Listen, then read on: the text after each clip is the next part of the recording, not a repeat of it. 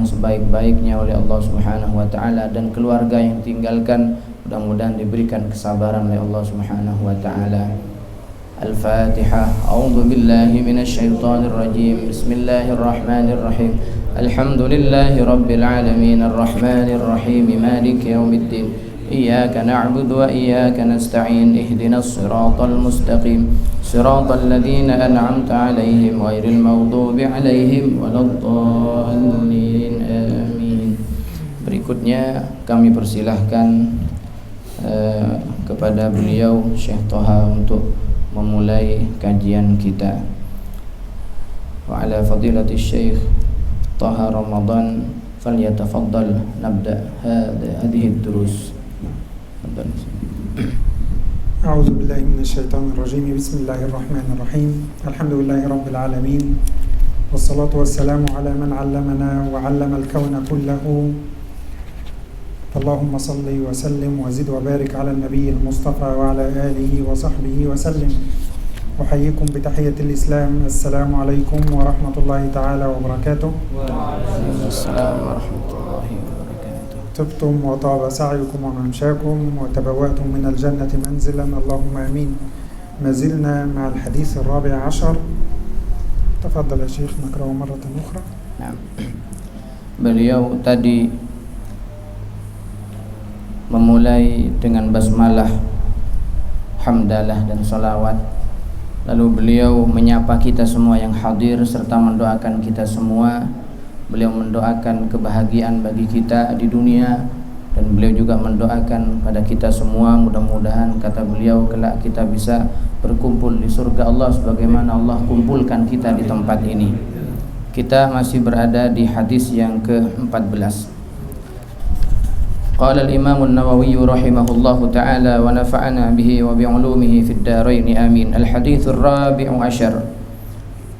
عن ابن مسعود رضي الله عنه قال قال رسول الله صلى الله عليه وسلم لا يحل دم امرئ مسلم إلا بإحدى ثلاث الثيب الزاني والنفس بالنفس والتارك لدينه المفارق للجماعة رواه البخاري ومسلم. كنا بفضل من الله تبارك وتعالى تحدثنا في اللقاء الماضي عن العنصرين الأولين في هذا الحديث، الثيب الزاني والنفس بالنفس. وبإذن الله اليوم نتحدث عن العنصر الثالث وهو التارك لدينه المفارق للجماعة. Beliau berkata bahwa pada pertemuan terakhir sudah kita bahas hadis ini tentang dua hal, yang mana bunyi hadisnya tidak halal darahnya orang muslim kecuali dengan salah satu dari tiga hal. Yang pertama as-sayyibuz zani, yaitu orang yang berzina sedangkan dia sudah pernah menikah. Yang kedua wan nafsu bin nafsi, yaitu qisas. Kemudian yang ketiga orang yang meninggalkan agamanya dan berpisah dari golongannya. Ini yang akan dibahas pada pertemuan malam ini. At-tariku lidinihi yu'abbaru anhu birriddah. Walakin ma ma'na الردة حتى نحكم عليه بالقتل؟ لأننا في اللقاء الماضي قلنا الإنسان هذا بنيان المولى عز وجل. الله بنى هذا الإنسان وخلقه ثم حرم قتل الإنسان، ثم جاء النبي وأكد هذا الأمر إلا بإحدى ثلاث، منها الردة. فنريد أن نعرف ما معنى الردة التي تبيح للحاكم أن يقتل هذا الرجل. Pada bagian ketiga ini, di antara orang yang boleh dibunuh yang dibenarkan oleh agama ialah at-tariku lidinihi, orang yang meninggalkan agamanya. Kata beliau, ini yang dimaksud adalah orang yang murtad, orang yang keluar dari Islam. Cuma dalam kesempatan kali ini kita akan mengetahui apa makna dan definisi murtad itu, sehingga dengannya orang boleh dibunuh oleh seorang hakim. Karena kata beliau, manusia itu diciptakan oleh Allah ibaratkan satu bangunan. Tidak ada yang boleh merobohkan bangunan itu kecuali dengan sesuatu yang dilegalkan. Tidak boleh ada pembunuhan kecuali pembunuhan yang dibenarkan. Pembunuhan yang dibenarkan diantaranya adalah orang yang murtad, maka hakim boleh membunuhnya. الردة عندنا في لغة العرب معناها الخروج عن الشيء بعد الدخول فيه، وهي في الشرع معناها الخروج عن الإسلام. بمعنى لو أنني دخلت هذا المكان ثم خرجت منه يقول الناس ارتد. ما معنى ارتد؟ أي خرج بعدما دخل، هكذا. Apa maknanya murtad? Murtad itu apa artinya? Dalam bahasa, dari segi bahasa, orang Arab itu mengatakan irtadda, orang murtad adalah orang yang keluar setelah dia masuk.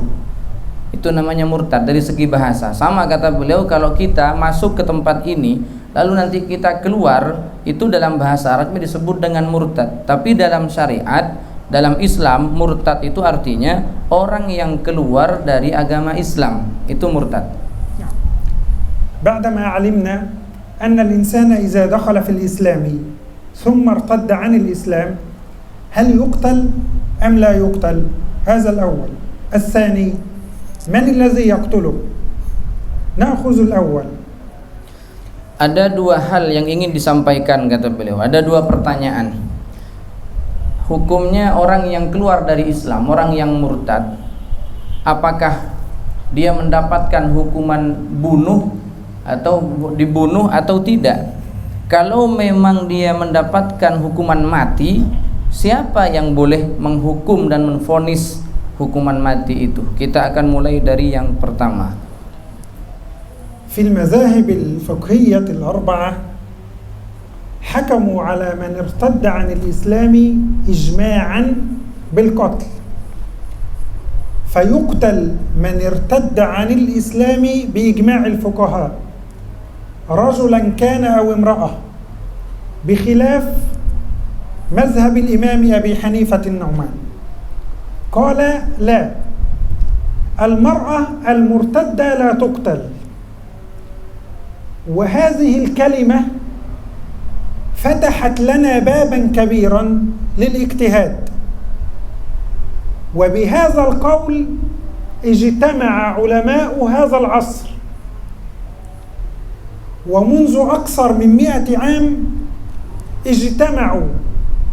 هل الحكم يبقى على ما كان أم سيتغير الحكم؟ نعم. Dalam pandangan mazhab para imam ahli fikih, 4 mazhab mengatakan orang yang keluar dari Islam hukumnya adalah hukuman mati, dibunuh. Ini pendapat para imam mazhab, kecuali mazhabnya Imam Abu Hanifah. Mazhabnya Imam Abu Hanifah, beliau berkata bahwa orang yang keluar dari Islam itu tidak semerta-merta langsung divonis hukum mati. Ini menurut beliau. Dan kata beliau, kata Syekh Toha, ini yang dipakai oleh ulama-ulama zaman sekarang, yaitu ketika ada orang keluar dari Islam tidak langsung divonis hukuman mati. استند العلماء في المذاهب الفقهية الأربعة إلى حديث قول النبي صلى الله عليه وسلم من بدل دينه فاقتلوه. إذن كل من ارتد عن الإسلام يقتل، إلى أن جاء علماء هذا العصر واجتهدوا ونظروا إلى الأحاديث نظرة الطائر كما قلنا من قبل. إذا كان عندنا كثير من الأحاديث ننظر إليها بنظرة الطائر من أعلى، فننظر إلى جميع الأحاديث، لا ننظر بعين النملة التي تنظر إلى أمامها فقط ولا ترى الآخر. فجمع العلماء جميع الأحاديث التي وردت عن النبي صلى الله عليه وسلم ونظروا في القرآن الكريم هل هناك مخرج لهذا الحكم؟ هل هناك رفق أم لا بد من القتل؟ Lalu setelah kebanyakan ulama mengatakan bahwa orang yang murtad itu hukuman mati, ada sebagian yaitu seperti Abu Hanifah mengatakan tidak langsung divonis hukuman mati. Apa yang menjadi landasan bagi para ulama yang mengatakan orang murtad divonis hukum mati ialah satu hadis dari Nabi pernah bersabda, man baddala dinahu faqtuluh, barang siapa yang mengganti agamanya maka bunuhlah dia. Nah, dari sejak itu ulama sepakat bahwa orang yang keluar dari Islam dibunuh sampai datang akhir atau masa di akhir zaman ini. Para ulama yang ada di akhir zaman ini berijtihad melihat semua dan mengumpulkan hadis yang berkaitan dengan ini, sebagaimana mereka memandang hadis bagaikan pandangan burung. Pandangan burung itu disebutkan bahwa burung itu memandang dari atas, semua yang dipandang ke bawah kelihatan. Artinya semua hadis yang berkaitan dengan ini dikumpulkan, dikaji, diteliti. Yang Quran juga dikumpulkan. Jadi ulama sekarang memandangnya dengan pandangan burung yang meliputi semua hadis, sedangkan tidak memandang dengan pandangan semut. Bagaimana semut hanya memandang yang ada di depannya saja. Satu hadis ya dia pandang satu hadis. Yang hadis yang lainnya tidak dipandang. Itu pandangan semut, kata beliau. المجتهد عندنا إن أصاب فله أجران وإن أخطأ فله أجر فبإذن الله هو مأجور ونحن علينا أن نتبع هؤلاء لأنهم لا يأتون بهذا الكلام من عند أنفسهم وإنما هو شرع الله تبارك وتعالى. والصحابة أيضا في عهد رسول الله صلى الله عليه وسلم اجتهدوا وقوم النبي صلى الله عليه وسلم من أخطأ منهم وأثنى على من أصاب. ونحن في هذا العصر بل وإلى قيام الساعة أمر الله أن يخرج المسلمون من بينهم علماء يجتهدون، فقال فلولا نفر من كل فرقة منهم طائفة ليتفقهوا في الدين. فإذا علينا أن نخرج جماعة يتفقهوا في الدين ويخبرون عن الأحكام. هؤلاء هم العلماء. Setelah terjadi perbedaan pendapat pandangan di antara ulama tentang hukum orang yang murtad, maka bagaimana? Kata beliau, itu adalah hasil ijtihad mereka. Dan setiap mujtahid, orang yang berijtihad, ulama yang berijtihad itu diberi pahala. Yang benar ijtihadnya dapat 2 pahala, yang salah masih diberi pahala 1 oleh Allah Subhanahu wa taala. Karena mereka berpendapat tidak berdasarkan hawa nafsunya, mereka berpendapat berdasarkan ilmu pengetahuan yang mereka miliki. Sehingga urusan ijtihad ini bukan hanya sekarang, kata beliau. Di zaman Nabi, di zaman sahabat itu sudah ada semacam ijtihad. Jadi sahabat itu berijtihad ketika Nabi masih hidup, sudah terjadi. Maka Nabi memuji, menyanjung yang benar ijtihadnya, hasil ijtihadnya, dan Nabi tidak menyalahkan orang yang dianggap salah hasil ijtihadnya. Selama itu berdasarkan pada ilmu, Nabi tidak menyalahkannya. Dan sampai sekarang, kata beliau, kita harus memiliki ulama-ulama yang keluar dari setiap kelompok untuk mengetahui hukumnya Allah sesuai dengan ayat tadi yang disebutkan, falaula nafaru min kulli firqatin minhum liyatafaqahu fid-din, hendaknya ada dari kalian sekelompok yang mempelajari agamanya sehingga dia menjadi orang yang paham betul tentang agamanya dan menjadi mujtahid di bidang syariat.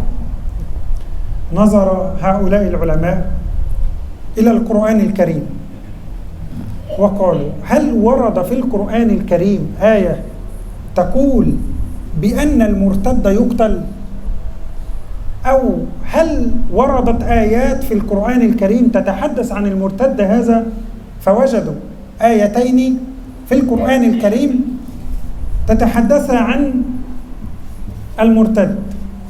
الآية الأولى يقول الله تبارك وتعالى يا أيها الذين آمنوا، بدأ الله الكلام بخطاب المؤمنين. إذن هذا الكلام موجه إلى من آمن. من يرتد منكم عن دينه، هذا هو الحكم.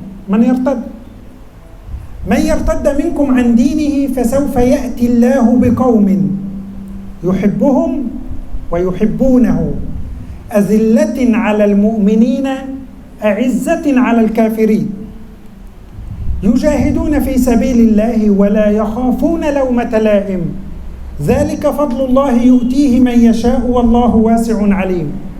نظر العلماء إلى هذه الآية فلم يجدوا أن الله قد حكم على المرتد بالقتال أو بالقتل، فقالوا المرتد لا يقتل بنص هذه الآية. هذه هي الآية الأولى.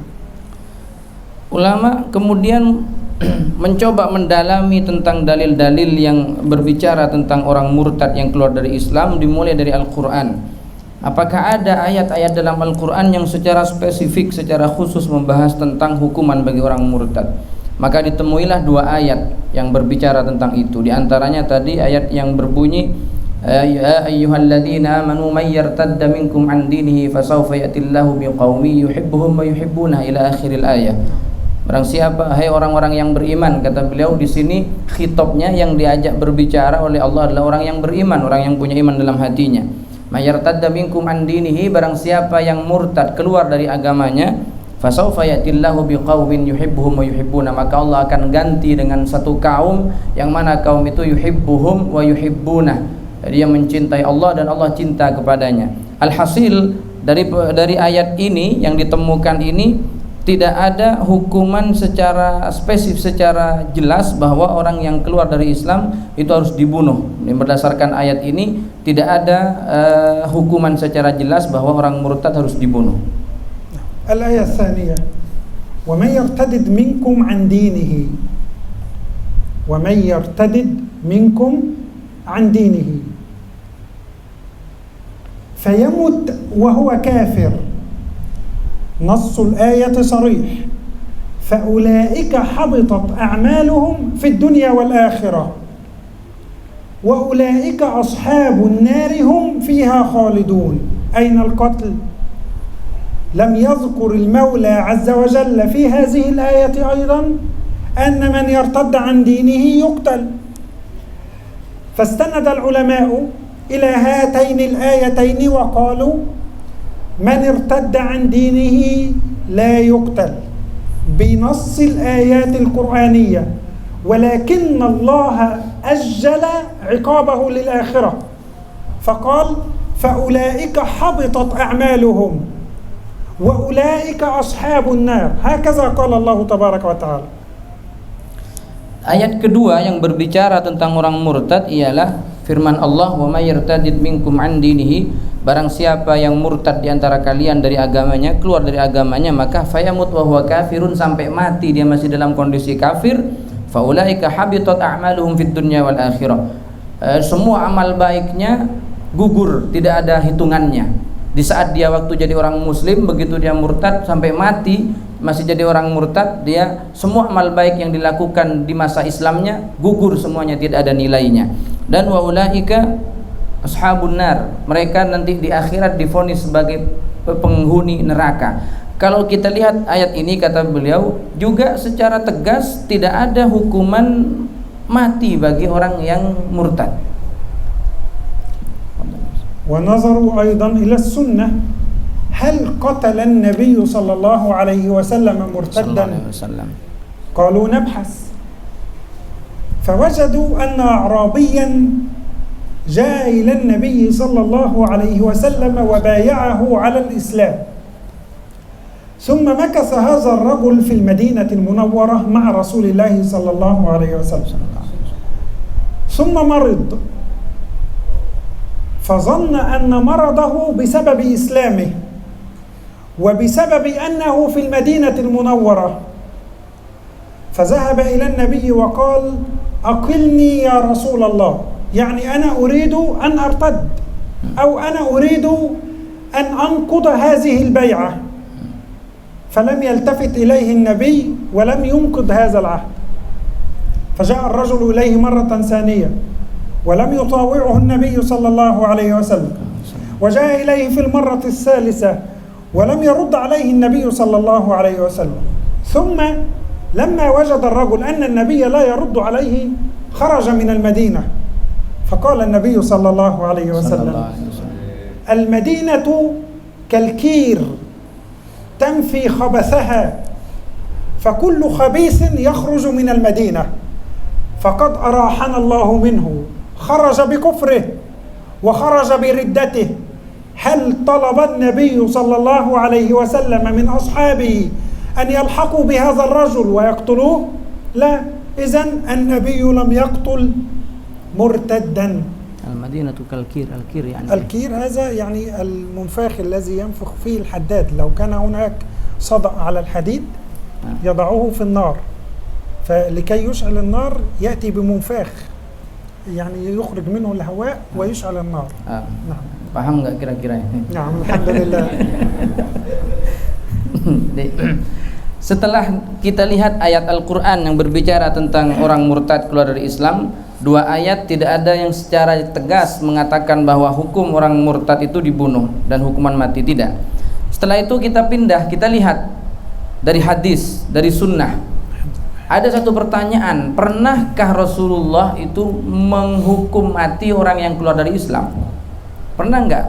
Ada satu kisah, kata beliau, datang suatu saat orang A'rabi.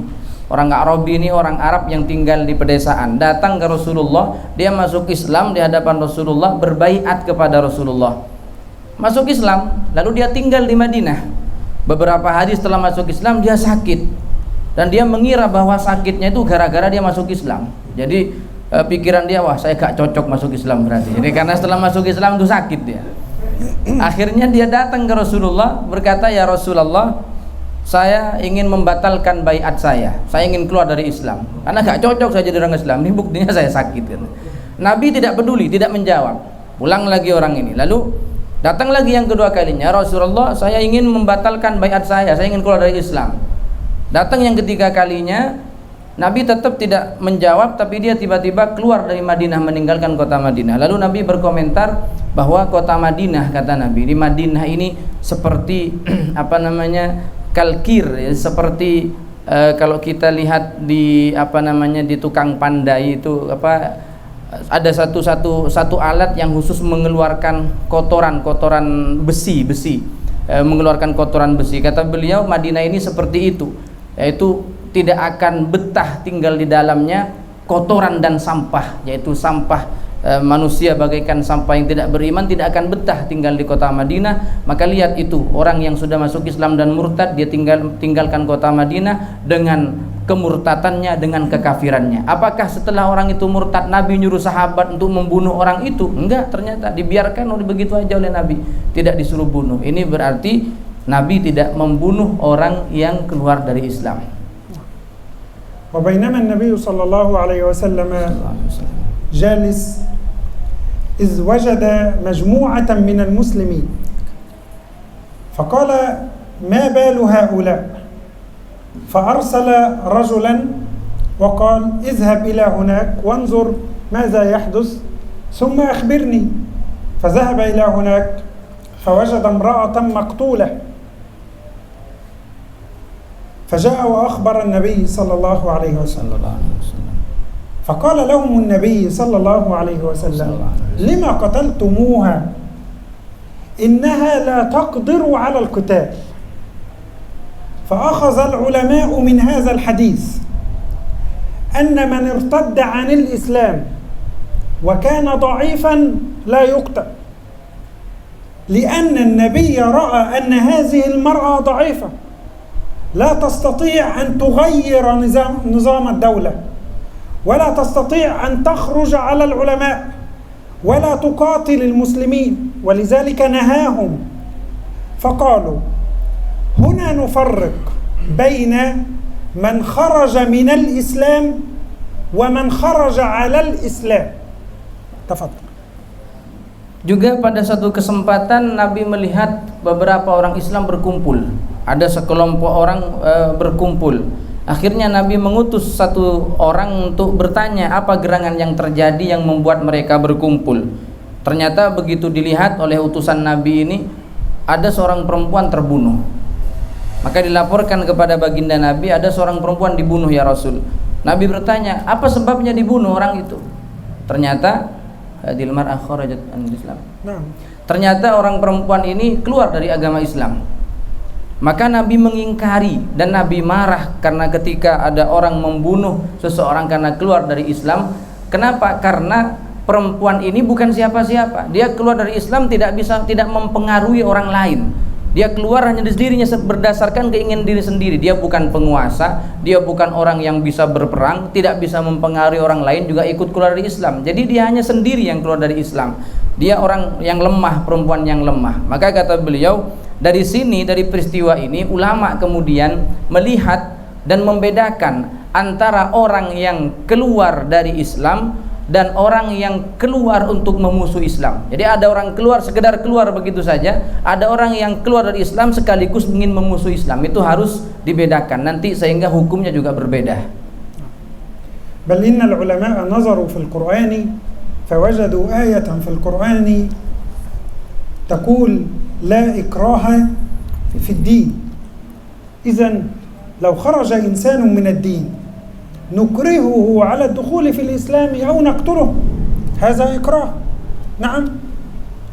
فذهبوا إلى أحاديث النبي صلى الله عليه وسلم فوجدوا هذا الحديث الذي معنا: لا يحل دم امرئ مسلم إلا بإحدى ثلاث: السيب الزاني والنفس بالنفس والتارك لدينه فقط، لا المفارق للجماعة. فقالوا نعم، ليس كل من ترك الدين يقتل، بل لا بد أن يفارق جماعة المسلمين. وبحثوا فوجدوا حديثا آخر روته أم المؤمنين عائشة، هذا الحديث ولكن برواية أخرى قالت: ورجل خرج محاربا لله ورسوله.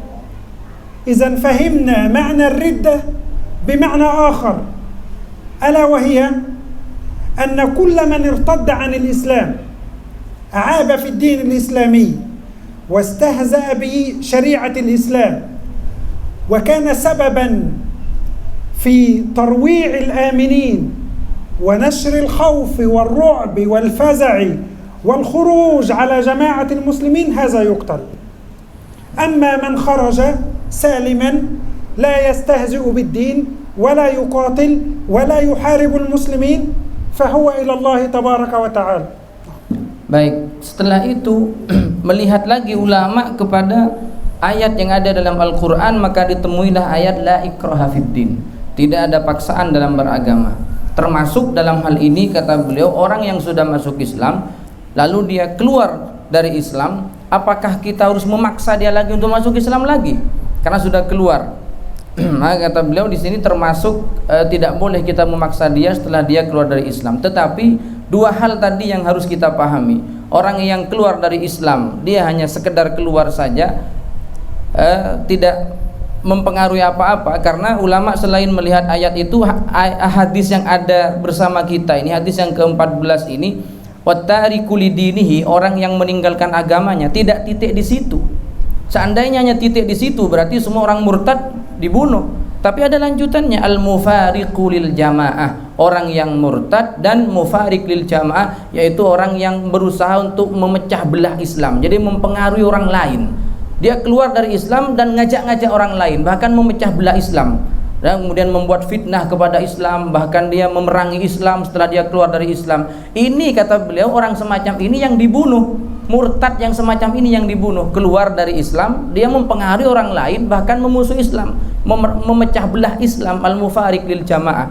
Tapi kalau ada orang keluar dari Islam, hanya dia keluar sendirinya, dia tidak ngajak orang lain, tidak menfitnah Islam, hanya dia pilihannya sendiri, maka ini tidak dibunuh. Izan nakhruju bil hukmi wa huwa anna man irtadda 'anil islami wa kana يشكل خطرا على الدولة ويشكل خطرا على الإنسانية بفكر منحرف وشبهة ضالة بسببها قتل المسلمين وقتل غير المسلمين أيضا وأشاع الرعب في الدولة، هذا يجب قتله. أما من خرج عن الإسلام بنفسه ولم يستهزئ بالدين ولم يكن خارجا على جماعة المسلمين، هذا يجب علينا أن نجادله كما قال الله تبارك وتعالى: وجادلهم بالتي هي أحسن. فهو ما خرج من الدين إلا بشبهة، فهم شيئا خطأ، فيحتاج إلى التقويم لا يحتاج إلى القتل. ولو أننا نريد أن نقتل الناس، كنت أتحدث مع الشيخ عبد العزيز ونحن في الطريق، يقول هناك جماعة يعني لديهم أفكار خاطئة وأفكار هدامة، لو طبقنا عليهم هذا الحديث: من بدل دينه فاقتلوه، قاتلناهم.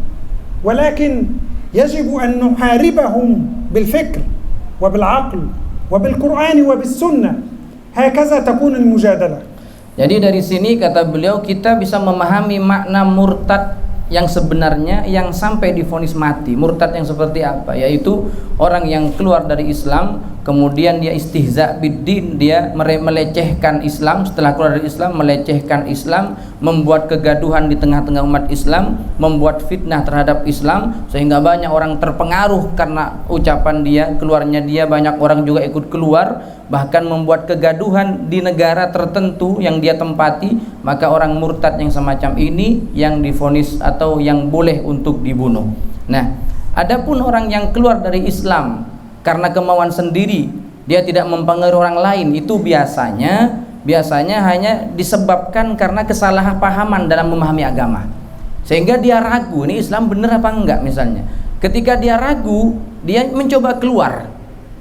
Karena orang ragu yang pertama itu enggak melecehkan, kalau dia bukan hanya sekedar ragu tapi melecehkan Islam. Yang kedua ini orang murtad karena ragu dengan ajaran Islam, karena ragu dia keluar. Maka orang semacam ini jangan dibunuh, tapi kita wajadilhum billati hiya ahsan, kita ajak dialog dia, kita beri pemahaman tentang Islam yang benar, karena sedang ada syubhat, ada keraguan dalam keyakinannya. Kita jangan perangi dia dengan senjata, kita perangi dia dengan dalil, kita berargumentasi, kita ajak dia untuk berdialog. Artinya kita ajak dia ngopi bareng gitu. Jadi ngobrol di situ, jelaskan tentang Islam itu bagaimana yang sebenarnya. Kita al-kafir alladhi yuhkam bil qatl manil jazakallahu khair. Naam. نسينا النقطة الثانية، يعني من الذي يقتل ومن الذي ينفذ الحكم.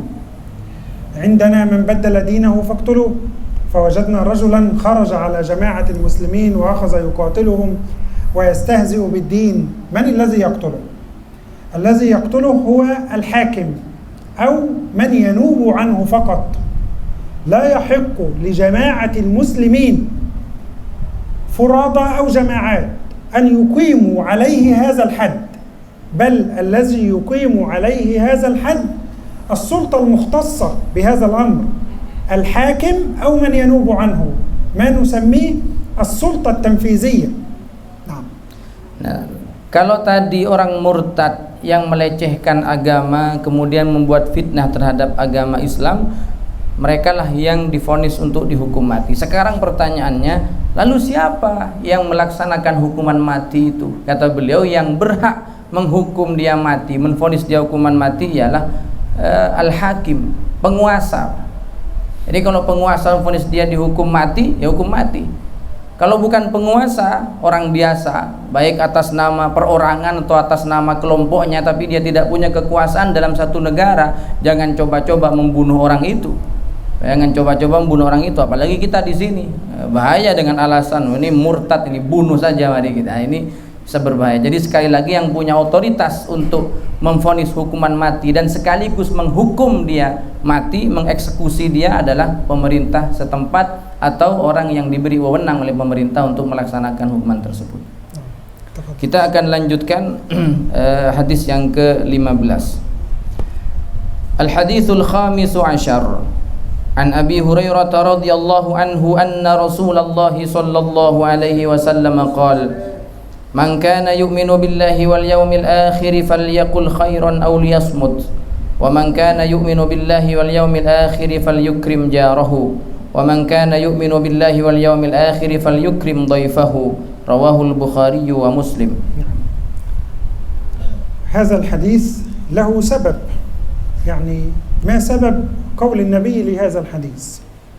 ذهب رجل إلى النبي صلى الله عليه وسلم وقال يا رسول الله جاري يؤذيني، فقال له النبي اصبر، فذهب إليه بعد ذلك وقال يا رسول الله جاري يؤذيني، فقال له النبي اصبر، فذهب إليه المرة الثالثة وقال يا رسول الله جاري يؤذيني، فقال له النبي صلى الله عليه وسلم اعمد إلى متاعك، يعني إلى ما تسكن أو ما يكون فيه من متاع الدنيا عندك، واجعله في طريق الناس، أخرج متاع البيت إلى الخارج، فإذا ما سألك أحد فقل يؤذيني جار وأنا لا أستطيع أن أجلس في هذا البيت، فيستحق اللعنة، فكل من يرى ذلك يدعو على هذا الرجل ويلعنه، فيستحق اللعنة من الله تبارك وتعالى. كان هذا سبب هذا الحديث، ولذلك قال النبي من كان يؤمن بالله واليوم الآخر فلا يؤذي جاره. Ada hadis ini ke-15 ini, poin pertama, barang siapa yang beriman kepada Allah dan hari akhir hendaknya dia berkata yang baik atau diam. Yang kedua mengatakan siapa yang beriman kepada Allah dan hari akhir hendaknya dia memuliakan tetangganya. Yang ketiga siapa yang beriman kepada Allah dan hari akhir hendaknya dia memuliakan tamunya. Hadis ini kata beliau ada latar belakangnya. Kenapa Nabi tiba-tiba memberikan pesan semacam ini? Karena dulu di zaman Rasulullah ada seseorang kata beliau datang mengadu ke Rasulullah. Dia berkata, ya Rasulullah, sungguh tetanggaku telah menyakiti aku. Tetanggaku nyakitin aku ya Rasul. Artinya dia punya tetangga yang tidak baik. Sampai 3 kali datang ke Rasulullah. Setiap kali datang Rasulullah berpesan, ya Rasul tetanggaku menyakiti aku. Nabi berpesan sabar. Yang kedua datang lagi, ya Rasul nyakitin lagi ya Rasul. Kata Rasulullah sabar. Yang ketiga datang lagi masih dipesankan untuk sabar. Akhirnya sampai Nabi itu berpesan, udah kalau kamu begitu kamu keluarkan saja apa yang ada dalam yang ada di rumahmu itu, misalnya seperti kursi kamu keluarkan, taruh di tengah jalan, kamu duduk di situ. Kalau ada orang tanya, kenapa duduk di situ? Kenapa duduk di luar? Bilang saja, saya tidak bisa duduk di rumah saya karena tetangga saya selalu menyakiti saya, selalu berbuat jelek kepada saya. Maka kemudian setiap orang yang bertanya dijawab begitu, melaknat atau mendoakan jelek kepada orang yang telah menyakitinya. Ini sebabnya kemudian Nabi memberikan pesan, barang siapa yang beriman kepada Allah dan hari akhir, janganlah menyakiti tetangganya. Bada an-Nabi sallallahu alaihi wasallam hadha al-hadis biqawlihi man kana yu'min. Wa huna na'lam anna al-iman lahu khisal. Wa min khisal al-iman ma yata'allaqu bil Mawla 'azza wa jalla ومنها ما يتعلق بالخلق. وهذا الحديث جمع بين الاثنين، خصلة هي تتحدث عن المولى عز وجل، وخصلتين تتحدثان عن الخلق. أولا من كان يؤمن بالله واليوم الآخر فليقل خيرا أو ليصمت هنا في هذا الحديث.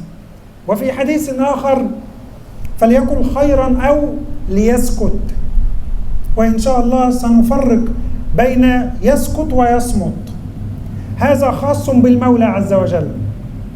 ثم ما هو خاص بالعباد وبالخلق، ومن كان يؤمن بالله واليوم الآخر فليكرم جاره، وفي رواية أخرى فلا يؤذي جاره، ومن كان يؤمن بالله واليوم الآخر فليكرم ضيفه. Baik, dalam hadis ini Rasulullah membuka dengan kata man kana yu'min, barang siapa yang beriman.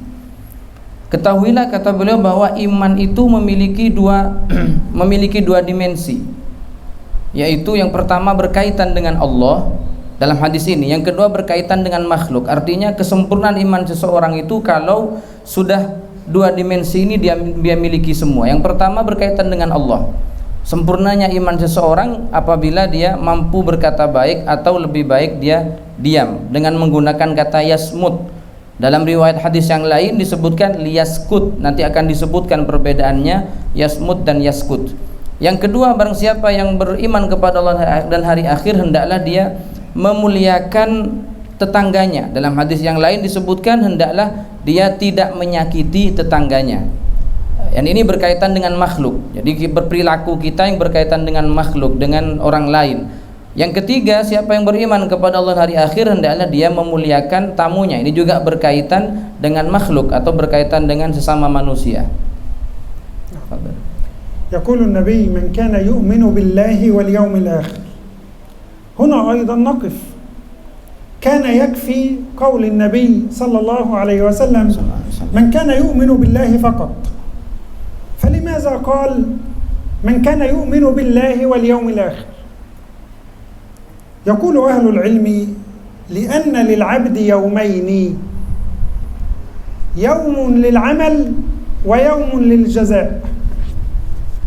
فمن كان يؤمن بالله في الدنيا ويعلم أن الله تبارك وتعالى مطلع عليه ومراقب له، وكان عنده علم ويقين بأنه سيبعث يوم القيامة وسيجازى على أعماله إن خيرا فخيرا وإن شرا فشر، أيقن العبد أنه مراقب فعمل الخيرات وابتعد عن الذنوب والمعاصي. Nah. Dalam hadis ini juga disebutkan barang siapa yang beriman kepada Allah wal yaumil akhir, beriman kepada Allah dan hari akhir. Kenapa dua ini disebutkan oleh Nabi? Andaikan Nabi menyebutkan barang siapa yang beriman kepada Allah, itu cukup sebetulnya. Karena memang semua ke sana. Tapi kenapa Allah sebutkan hari akhir? Para ahli ilmu, yaitu para ulama, kata beliau berkata bahwa seseorang itu memiliki dua hari, yaitu lil amal, ada hari untuk bekerja. Yang kedua, hari kedua adalah hari untuk menerima balasan. Jadi ketika kita hidup di dunia ini, yaitu hari untuk kita bekerja. Nanti di akhirat itu hari untuk menerima balasan. Maka in syarron fashar, kalau dia berbuat buruk maka yang diterima balasan yang buruk pula. Kalau dia berbuat baik maka yang diterima yang baik pula. Sehingga orang yang di dunia ini punya iman kepada Allah Subhanahu wa taala, percaya, yakin bahwa Allah adalah Tuhannya, dia akan berbuat baik karena dia yakin nanti akan ada hari setelah hari daripada kehidupan ini. Maka dia akan berbuat baik, mengumpulkan kebaikan untuk menerima balasan baik di hari yang kedua, yaitu hari di mana orang menerima balasan masing-masing dari perbuatannya. Iza 'alima al-'abdu anna Allah tabaraka wa ta'ala muttali'un 'alayhi wa muraqiban lahu wa li'a'malihi, fa'ala al-'abd an yattaqi Allah tabaraka wa ta'ala fi al-halatayn, في حالة الكلام وفي حالة الصمت. فإنك أيها العبد إذا تكلمت فاذكر سمع الله تبارك وتعالى، وإذا سكت فاذكر نظر الله إليك. فإذا اتقى العبد ربه في حالة الكلام وفي حالة الصمت كان من القليل الذين قال الله تبارك وتعالى عنهم وقليل من عبادي الشكور. Maka orang yang beriman sempurna imannya akan merasa selalu diawasi oleh Allah Subhanahu wa taala. Jadi dia merasa bahwa Allah selalu mengawasi dia, sehingga dalam setiap situasi dan kondisinya dia selalu merasa Allah sedang memperhatikannya. Baik dalam kondisi dia berbicara ataupun bahkan dalam kondisi dia diam, itu akan selalu terus merasa diawasi oleh Allah. Maka ingatlah, kata beliau, ketika kalian hendak mau berbicara, sebelum keluar pembicaraan dari lisan kalian, ingatlah bahwa Allah Maha mendengar. Apapun yang kalian ucapkan akan didengar oleh Allah Subhanahu wa taala. Dan ketika kalian memilih diam tidak berbicara, jangan berarti Anda dalam kondisi aman, tidak. Ketahuilah bahwa Allah Maha melihat. Anda diam, tidak berbicara, jangan-jangan ini baik. Enggak, tidak semua orang diam itu baik, karena Allah melihat kita, melihat apa yang ada dalam hati kita. Maka dalam dua hal, ketika mau berbicara ingat Allah Maha mendengar, ketika kita milih diam tidak berbicara ingat juga bahwa Allah Maha melihat. Man kana yu'minu billahi wal yawmil akhir falyaqul khairan aw liyasmut.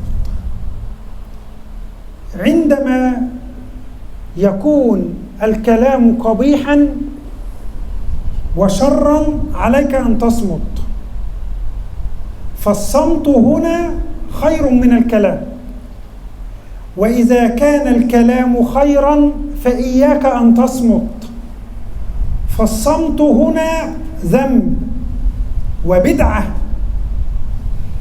فإذا ما علم إنسان أن الحق مع هذا الشيخ وطلب منه أن يتكلم فيقول لا، أنا لا أتكلم، هذا فعل ذنبا وهذه بدعة سيئة، فالصمت الدائم ذنب والكلام الكثير ذنب، فإذا تكلمت فلا تتكلم إلا بالخير. Maka dari sini kita harus paham, kata beliau, kita harus paham bahwa kadangkala berbicara itu baik dan dianjurkan, kadangkala diam itu baik dan dianjurkan, tergantung situasi dan kondisinya. Kalau sekiranya pembicaraan itu pembicaraan yang buruk, maka dalam hal ini diam lebih baik bagi dia. Kalau sekiranya berbicara itu mendatangkan kebaikan, hal-hal yang baik, maka bagi dia berbicara lebih baik. Sehingga ada ada waktunya sendiri kapan berbicara, kapan harus diam. Ketika misalnya diberi contoh sama beliau, ketika ada orang mengetahui bahwa si fulan ini orang benar, dia orang yang benar, lalu diminta kalian untuk bersaksi akan kebenaran dia, diminta jadi saksi, maka dalam hal ini kalian harus menjadi saksi, harus berkata benar tentang orang yang dianggap orang ini benar, tidak boleh menutup-nutupi kebenarannya. Kalau ada orang, kata beliau, kalau ada orang diminta saksi untuk bersaksi kebenaran seseorang, dia tidak mau berbicara, enggak, saya enggak mau bersaksi, saya lebih baik diam saja, karena misalnya, maka diamnya itu, kata beliau, bid'ah. Beliau diamnya itu bid'ah karena bisa menjerumuskan orang yang benar kepada menjerumuskan orang yang benar, nanti bisa disalahkan karena kita tidak mau menjadi saksi. Maka sekali lagi, ada waktunya kita diam, ada waktunya kita ngomong. Tapi ingat, diam terus bisa jadi dosa, kebanyakan ngomong juga bisa jadi dosa. Jadi kita sendiri yang tahu, ngomong terlalu banyak hati-hati ada dosa, diem terus nggak mau ngomong, ditanya orang diem, ini bisa jadi dosa juga. Makanya kita harus tahu kapan ngomong, kapan harus diam. Ruya anna Luqman al-Hakim qala idza kana al-kalamu min faddah fas-sukutu min dhahab. فنريد أن نعلم ما معنى هذا الكلام. إذا علمت أمرين أحدهما خير والآخر شرا، فإذا ما تحدثت بالخير كان الكلام من فضة، وإذا ما سكت عن الشر كان السكوت من ذهب. فهذا معنى الكلام إذا كان من فضة فالسكوت من ذهب. Diriwayatkan dari Luqman al-Hakim bahwa beliau berkata, kalau pembicaraan itu idza kana al-kalamu min fiddah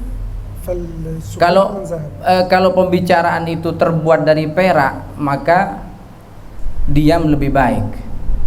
Tapi kalau pembicaraan itu terbuat dari pembicaraan yang kita bicarakan itu adalah emas, maka berbicara lebih baik.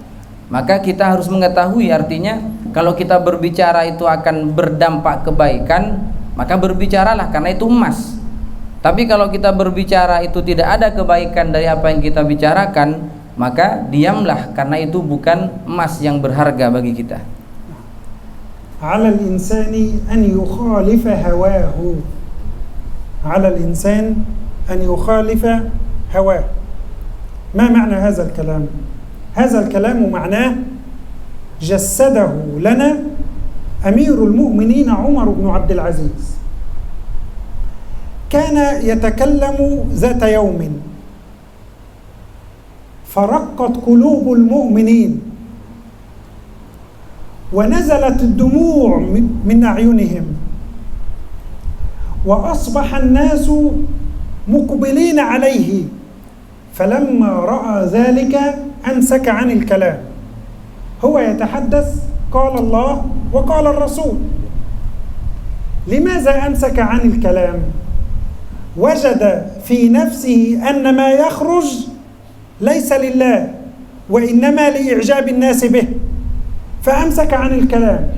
فقالوا أكمل يا أمير المؤمنين، إنك تقول حسنا، انظر هو يتكلم بالخير، ولكن قال لا، هنا الفعل أولى، يعني أترك هذا الكلام وأذهب. إذا كنت أكلمكم عن الصلاة فسأترك الكلام وأذهب للصلاة أصلي، فإذا كان الكلام موافقا لهواك فعليك أن تتوقف. Disebutkan bahwa bagi manusia itu harus bisa menghindar dari hawa nafsunya. Artinya satu saat ada satu kisah yang terjadi kepada Amirul Mukminin Umar bin Abdul Aziz, seorang khalifah yang adil.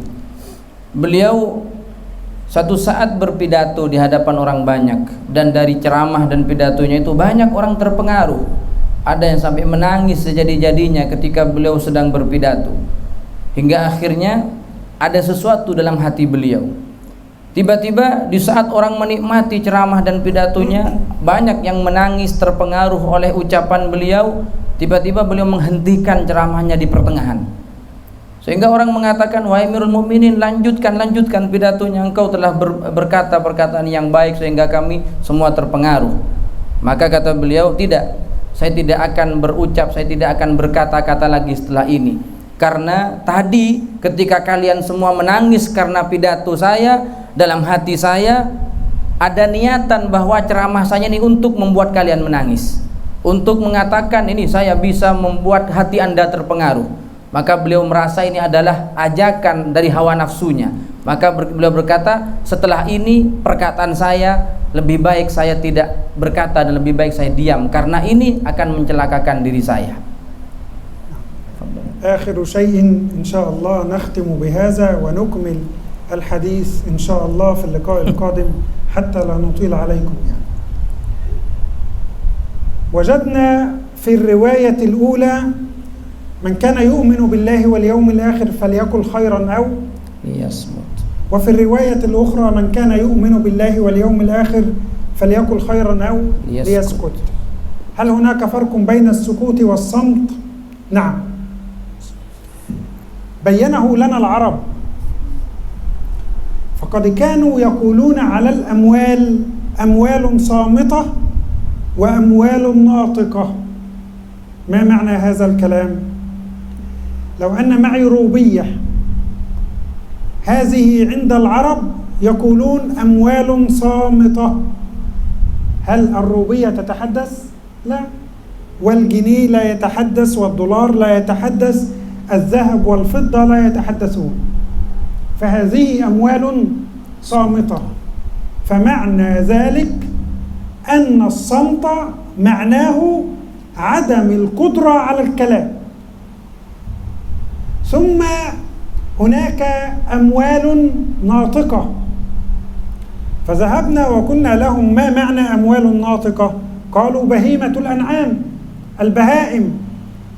إذا كان الإنسان عنده بهيمة أعزكم الله فهي تخرج صوتا، إذن هي أموال ناطقة ومتكلمة. فالصمت عندنا معناه عدم القدرة على الكلام، أما السكوت لديه قدرة على الكلام ولكن لا يتكلم، ولذلك كان الصمت أبلغ من السكوت. فقال النبي كن كالحجر لا ينطق حتى لا تتحدث مع نفسك. أنا من الممكن أن لا أتحدث مع الشيخ عبد العزيز، ولكن أتحدث مع نفسي. أنا فعلت وفعلت وفعلت وقلت وقلت. فقال النبي فليقل خيرا أو ليصمت، لا تتحدث لا مع نفسك ولا مع غيرك. Ada perbedaan antara as-sumt, diam, dan as-sukut, diam juga dalam bahasa Indonesianya. Tetapi orang Arab itu mengatakan as-sumt. Ada orang Arab mengatakan harta itu ada dua. Ada harta yang somitoh, harta yang diam. Ada harta yang natikoh, ada harta yang berbicara. Ada harta diam, ada harta berbicara. Harta yang diam itu apa? Seperti misalnya rupiah, dolar, emas, perak yang kita miliki, itu harta yang diam. Ada harta yang berbicara. Apa harta yang berbicara? Kita punya binatang ternak, ngomong dia. Apalagi punya burung beo misalnya, bisa ngomong, maka hartanya yang bisa ngomong, bisa berbicara. Nah dari sini as-sumt itu kata beliau adamul qudrah 'alal kalam. Yang dimaksud dengan as-sumtu, diam, dengan kata as-sumtu ini adalah orang yang tidak mampu berbicara.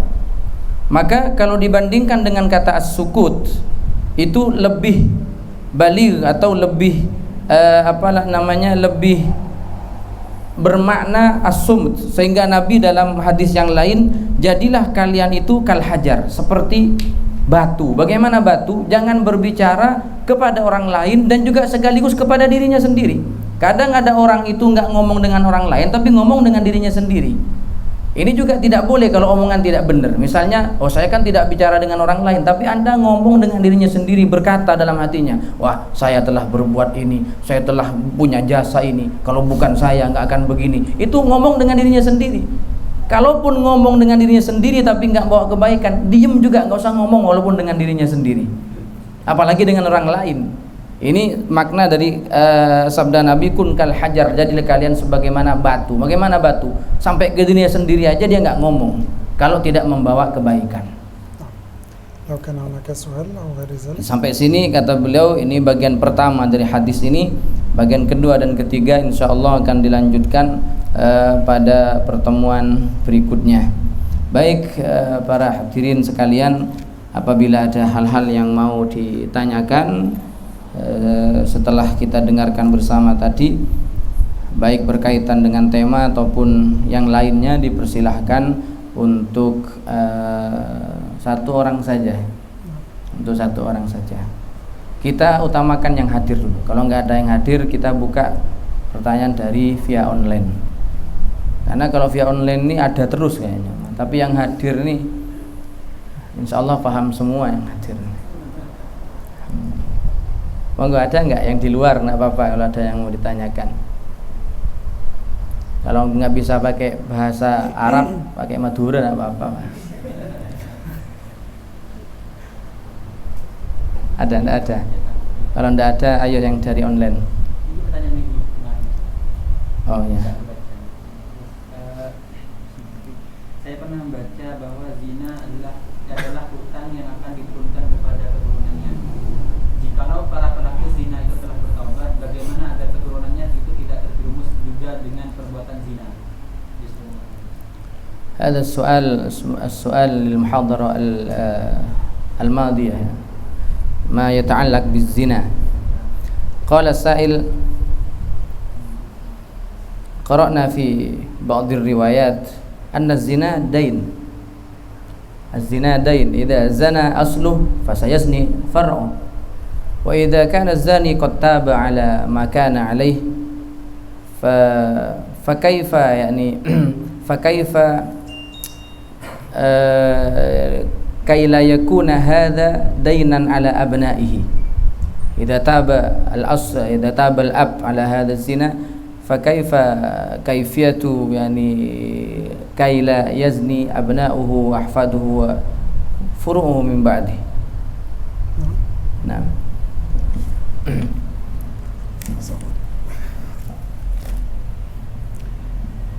عندنا في القرآن الكريم آية أجابت على هذا السؤال: ألا تزر وازرة وزر أخرى وأن ليس للإنسان إلا ما سعى.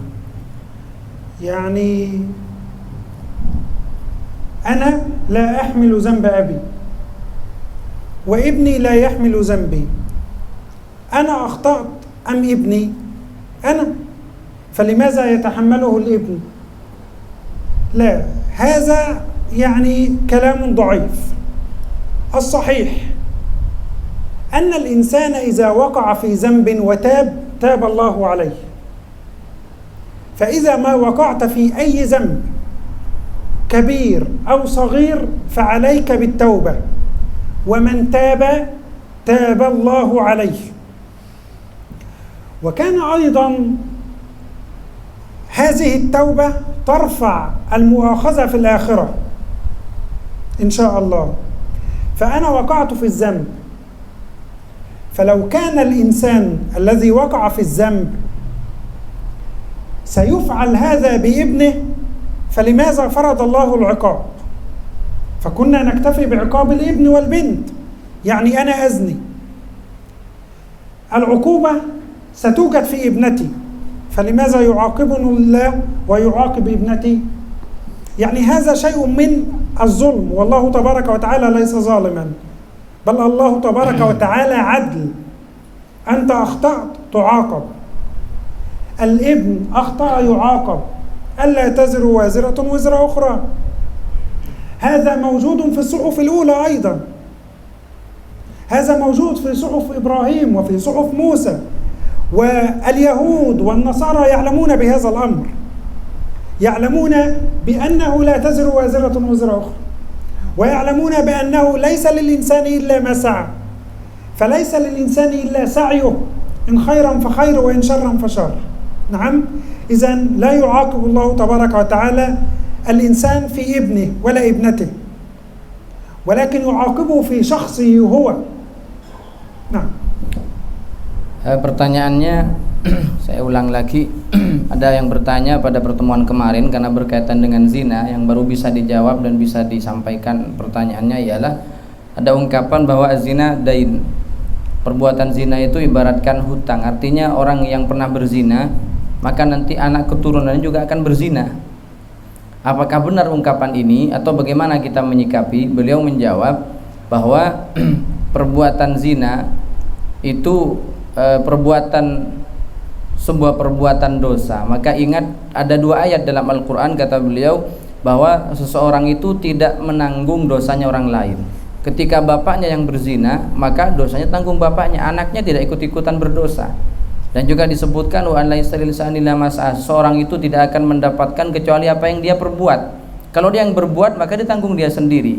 Sehingga dalam hal ini ungkapan bahwa zina, orang yang pernah berzina maka anak keturunannya juga akan berzina sesama dengan dia berzina. Kalau ini dijadikan sebuah hukuman karena bapaknya pernah berzina, maka dalam hal ini kita bisa mengatakan pernyataan itu sangat lemah. Kenapa kata beliau? Karena ketika orang sudah bertaubat dari perbuatannya, dia sudah pernah berzina lalu bertaubat, maka ketika sungguh-sungguh bertaubatnya Allah terima taubatnya dan tidak ada dosa lagi bagi dia. Tidak ada dosa lagi bagi dia. Tidak akan dibalas, nanti anaknya juga akan berzina. Karena kalau anaknya berzina disebabkan balasan karena orang tuanya berzina, maka kenapa Allah itu mengancam orang yang berzina untuk disiksa nanti di neraka? Kalau siksaan itu sudah disebabkan orang tuanya, sudah anaknya berzina juga, sehingga Allah itu tidak zalim kepada seseorang. Allah itu tidak zalim kepada seseorang. Andaikan itu benar, maka harusnya Allah tidak menyiksa orang tuanya, karena siksaan itu akan jatuh kepada anaknya, itu anaknya berzina juga. Sehingga sekali lagi pernyataan itu dari satu sisi bisa dikatakan pernyataan yang lemah, karena Allah tidak akan membebankan dosa seseorang kepada anak keturunannya. Jadi saya kira itu apa yang bisa kita pahami dari jawaban beliau. Sambung, ada lagi? Nah, tafadhal. Ada pertanyaan lagi? Tafadhal, la ba's, insyaallah. Yang kemarin apa sekarang? Ini yang sekarang. Penanyanya disebutkan siapa penanya? Sebenarnya nama akunnya itu Siklap. Ini izin bertanya, sebenarnya pasrah yang benar itu bagaimana terkait pasrah. Pasrah. Apakah berpikir keras dahulu lalu pasrah, berpura-pura berpikir lalu pasrah, atau tanpa berpikir dipasrahkan langsung kepada Allah Subhanahu wa taala? Ini orang ini bertanya ngikutin kajian kita apa enggak ini ya?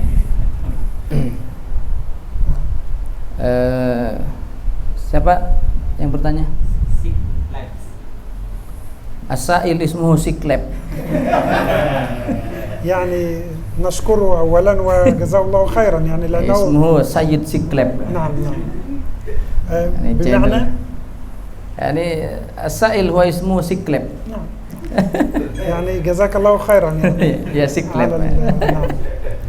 Ini nama channel yang tanya ini namanya Siklep. Entah siapapun nama yang asli kita nggak tahu. Yang penting dari Siklep ini bertanya tentang sikap tawakal yang sebenarnya, pasrah yang sebenarnya. Ma makna haqqat tawakkul 'ala Allah? Hal al-insan yufakkir awalan wa ya'mal awalan thumma yatawakkal am madza natawakkal awalan am ba'da kida na'mal wa التوكل على الله هذا معناه استشارة أهل العلم في هذا المجال والأخذ بالأسباب واستخارة المولى عز وجل. فهو التوكل هذا عبارة عن مجموعة من الأشياء.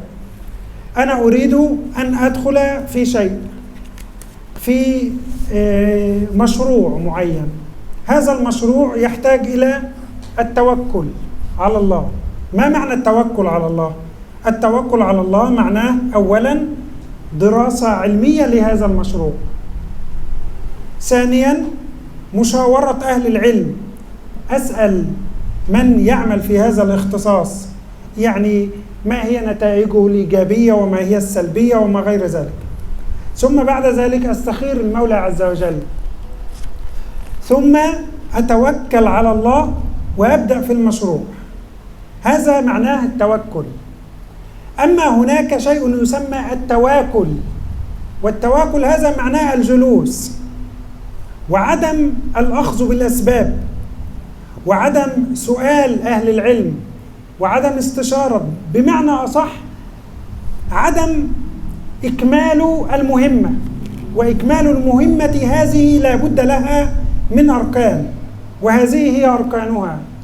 فإذا ما جلس وقال الله تبارك وتعالى يسوق لي الخير، الله تبارك وتعالى يرسل لي المال، الله تبارك وتعالى يرسل لي الزوجة الصالحة ويرسل لي الأولاد، وقد علمتم أن السماء لا تمطر ذهبا كما قال عمر بن الخطاب رضي الله تبارك وتعالى عنه. إذن التوكل على الله تبارك وتعالى معناه حسن الأخذ بالأسباب. نعم. Ada orang bertanya tentang pasrah berserah diri kepada Allah, tawakal, atau dalam bahasa Arab juga disebut dengan tawakkul 'ala Allah. Seperti apa orang yang pasrah sebenarnya kepada Allah? Kata beliau, orang yang bertawakal kepada Allah, yang punya sifat tawakal kepada Allah dengan sebenarnya itu melalui tiga unsur. Yang pertama, dia ingin berbuat sesuatu tapi dia mau tawakal kepada Allah. Yang pertama kata beliau harus ada dirasa ilmiah. Seperti orang misalnya mau bekerja atau mau membuka satu usaha.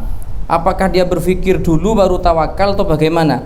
Jadi kata beliau di sini hendaknya bagi orang yang mau memulai satu pekerjaan atau satu usaha biar dia dikatakan orang tawakal, tawakalnya harus meliputi 3 rukun. Yang pertama dirasa ilmiah. Dia harus mempelajari bidang usaha yang akan dia tekuni. Dia yang harus mempelajari apa yang akan dia kerjakan. Jangan langsung mengerjakan begitu saja tanpa diketahui ilmunya. Dipelajari dulu. Baru setelah dipelajari, tidak cukup belajar dengan dirinya sendiri. Ada musyawarah li ahlil ilm. Dia bertanya kepada orang yang ahli. Bagaimana saya cara memulai ini? Bagaimana cara melaksanakan? Ada musyawarah, bertanya, sharing pendapat dengan orang yang ahli di bidangnya. Yang ketiga baru istikharah kepada Allah. Jadi setelah kita mempelajari lalu kita sharing dan bermusyawarah dengan orang yang berkompeten, yang ahli di bidangnya tersebut, baru terakhir kita istikharah kepada Allah. Setelah itu silahkan kerjakan sekaligus tawakal kepada Allah Subhanahu wa taala. Ini tawakal. Ada namanya tawakul. Tawakul itu kata beliau orang yang punya sifat tawakul. Jadi tawakal dan tawakul itu beda. Tawakul itu orang yang hanya berdiam diri, duduk, lalu dia berkata nanti saya akan dapat uang sekian juta. Saya berangan-angan nanti akan saya dapat harta karun. Dia hanya duduk diam hanya di rumah, nggak keluar. Maka itu namanya tawakul. Orang yang tidak mengambil orang yang tidak berusaha zahirnya. Maka kata Sayyidina Umar, beliau pernah berkata, as-sama la tumtir dhahaban, langit itu tidak akan hujan emas, kata beliau. Artinya kalau kita pengen mendapatkan sesuatu ada upaya, baru setelah itu serahkan kepada Allah Subhanahu wa taala. Itulah hakikat daripada tawakal. 3 rukunnya kita ingat, pelajari, tanyakan kepada orang yang ahli, baru istikharah minta petunjuk kepada Allah. Setelah itu jalan situ kita lakukan, sekaligus pasrah hasilnya kepada Allah Subhanahu wa taala. Baik, saya kira ini sudah cukup malam. Kita cukupkan sampai di sini. Sekali lagi sebelum ditutup dengan doa, ini ada perjanjian di awal kita dengan beliau, harus ada salah satu jamaah yang hafal hadis yang sudah dibaca pada pertemuan yang lalu, sehingga malam ini kita minta kepada yang hadir untuk menghafalkan hadis yang ke-14 kemarin. Insyaallah نختم وبعد الختام نبدأ ندعو نحفظ يعني تحفيز الحفيظ تسميع. تفضل. Monggo kalau ada yang hafal hadis ke-14. Ini hadisnya pendek. Ini kalau nggak ada yang hafal nih, pertemuan berikutnya libur. Jadi nggak lanjut ini. Ini maharnya itu harus ada yang hafal hadis berikutnya. Ini kalau libur, ini yang susah, ini yang ketempatan berikutnya itu di Pakem itu susah ini. Mau mengumumkan libur itu ke warganya susah, udah terlanjur diumumkan. Ini kasihan. Monggo ada 14. Ayo yang biasa. Dani, ayo Dan.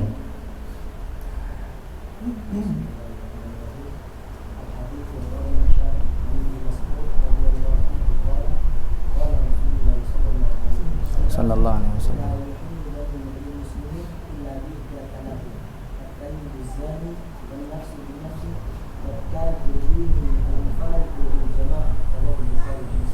Ahsanta, sanallahu ilaika. Alhamdulillah ada yang hafal, Pak. Jadi tenang, orang Pakem tenang. Insyaallah lanjut ini ngaji ini. Kalau enggak hafal ini.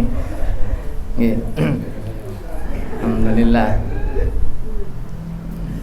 Jangan lupa nanti sama yang ngapalin itu. Baik, mari sekali lagi sebelum kita tutup dengan doa, insyaallah pertemuan berikutnya tanggal berapa? Pokoknya malam tanggal 23, Mas. Hari Jumat malam Sabtu yang akan datang akan berketempatan di Masjid Ussisa Alat Taqwa, insyaallah di Pakem dekatnya STDI. Jadi monggo kita sami-sami hadir untuk memeriahkan kajian ini, terutama kepada tuan rumah sekarang sudah datang yang dari Pakem. Jadi kedatangan beliau adalah hutang begitu rumah sini.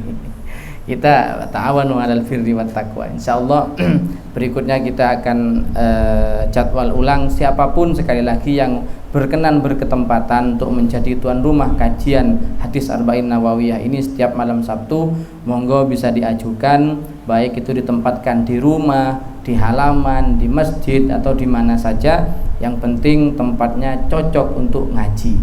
Jadi insyaallah kita akan jadwal untuk berketempatan.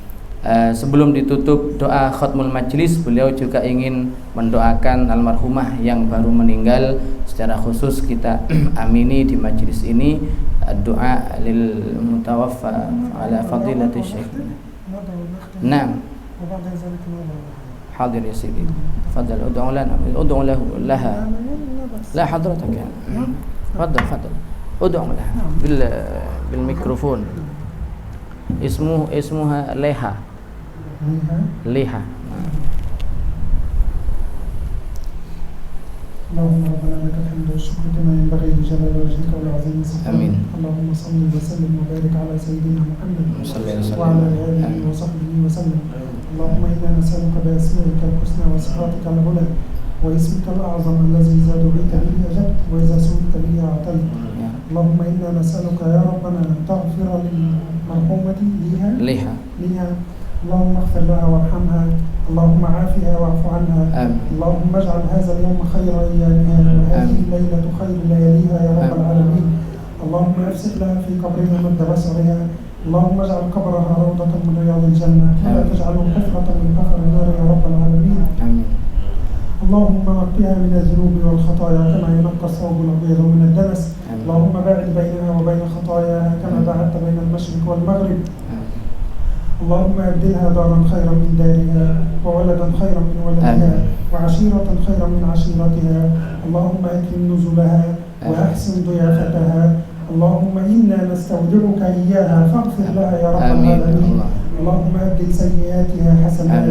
اللهم جازها بالحسنات حسناتا وعن السيئات عفوا وغفرانا يا رب العالمين. وصلى اللهم وسلم وبارك على سيدنا محمد وعلى آله وصحبه وسلم. ربنا انفعنا بما